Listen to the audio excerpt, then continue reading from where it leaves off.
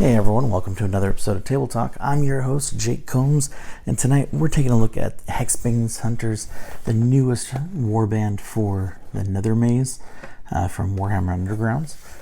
So this was provided to us by Games Workshop for the purpose of this video, and as of today, at least the date that this video is going live, it is available for pre-order. So let's go ahead and get started.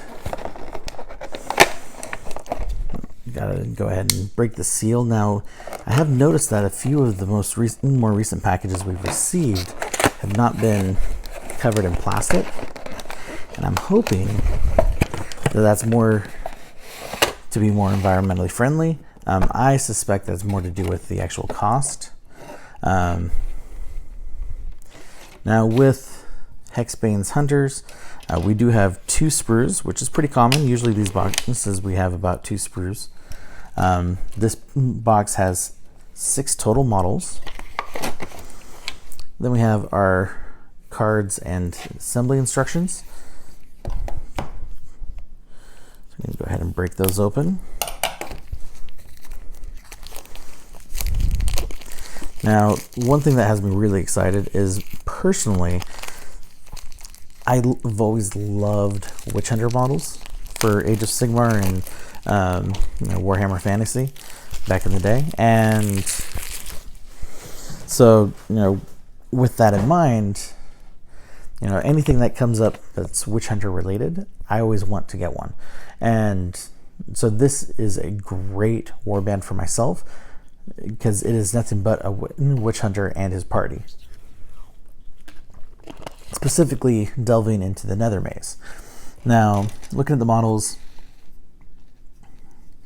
looks like they are push to fit, so once you cut them off and you trim them, you don't necessarily need to use glue. Me personally, what I do is I trim the actual posts themselves a little bit back, so that way they don't cause a gap when you actually glue them in place. And I know that there was several memes going around kind of making fun of the way that the dog looked, and at the time I suspected that it was mostly due to the angle of the image where the dog was placed. Looking at the dog, because in those images, the big issue was the proportions. Looking at the dog right here, it looks very much in proportion. A lot of good detail there, especially on the head, the snout.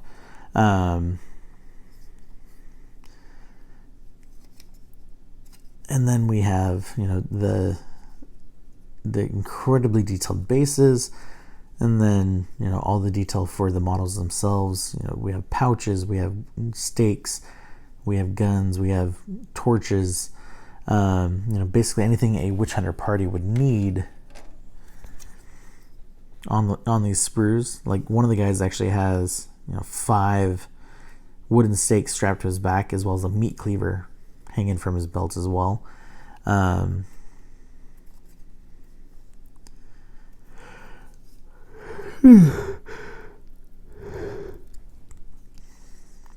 So a lot of great detail there. Definitely looking forward to building those and playing with them. Now we're going to go ahead and look at just a couple of the cards. So these are new cards specific to this box. It does come with cards that are universal, that will work with basically a specific alliance, or any alliance for that matter. So, like a Gambit, the image shows, let's see, I'm pretty sure that's Order. Yeah, that's Order, called Disciplined Strike. It actually, in the picture, it actually shows one of the Witch Hunters party hitting the pirate ogre or ogre that we unboxed previously with his axe. I mean, the card looks fantastic. I love the artwork on these cards. Part of me actually wants to take all of these cards and put them in a big binder, like I would with like a trading card game or just a collectible card set, and that way I can actually view all of the artwork much easier. But so Discipline Strike, it is a gambit or ploy. The first attack action made by a friendly fighter in the next activation step has innate. If that fighter is an assassin, that fighter is considered to have one additional supporting fighter. So basically means that your dice rolls are going to be having a bit more of an advantage, and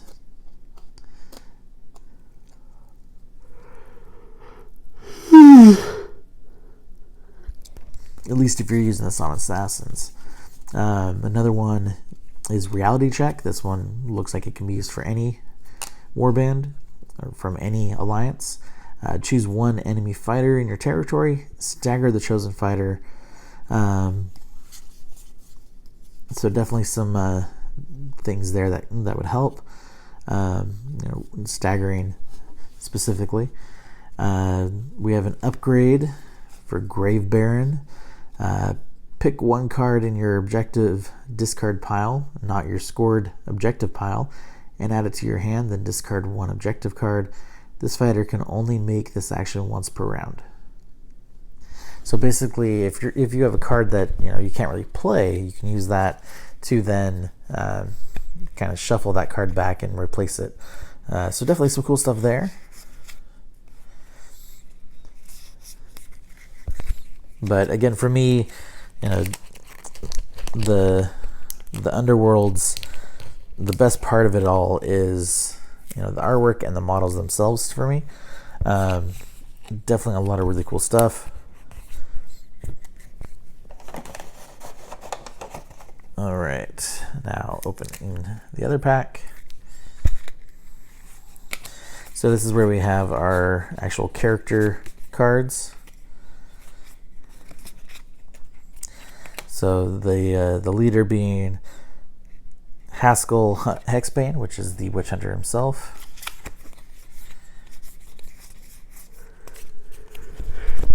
And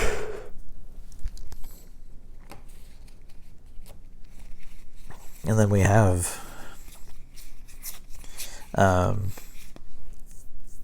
cards specific to this warband only. So like a Gambit Ploy, Prayers of the Faithful. This card cannot be played in an opponent's third or fourth power step.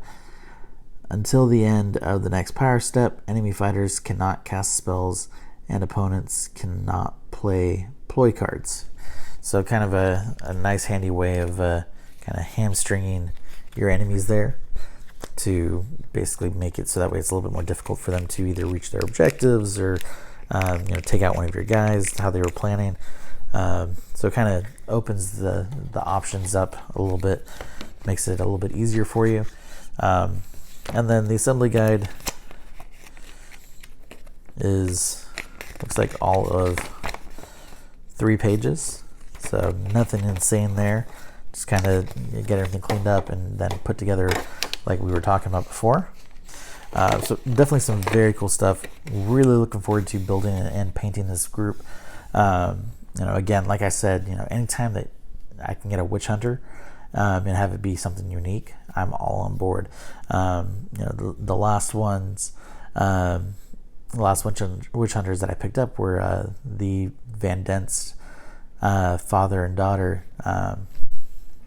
And I suspect that we're going to start seeing some Cursed City expansions, maybe some rules and stuff in White Dwarf that will actually allow you to take these witch hunters into Cursed City. So maybe some options there, hopefully. But so let's go ahead and take a look at those models there. All right, here's the detail of the first sprue.